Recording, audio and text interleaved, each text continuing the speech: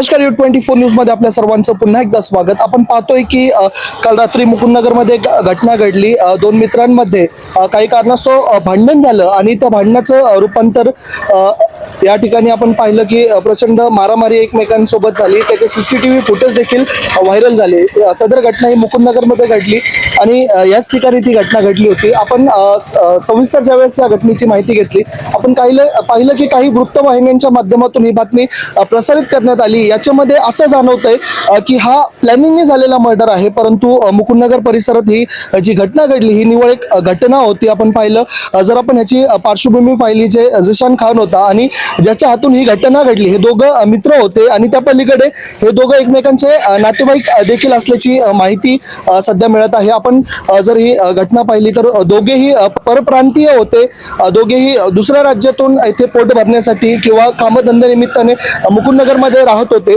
आणि ही जी घटना आहे एकंदरीत ही काल रात्रीच्या सुमारास घडली आणि जो झीशान खान होता त्याचा सकाळी उपचारादरम्यान मृत्यू झालेला आहे।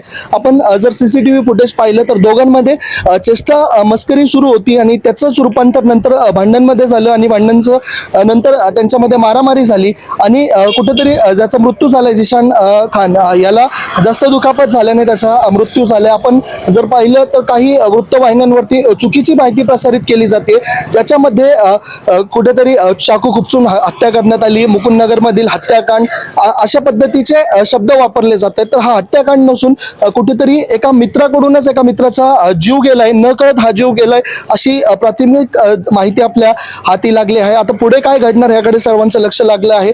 आपण पाहतोय की याच ठिकाणी ती घटना घडली होती आणि हा कोणताही जाणून बुजून झालेला मर्डर नाहीये अशी प्राथमिक माहिती या ठिकाणी नागरिकांकडून आपल्याला मिळत आहे।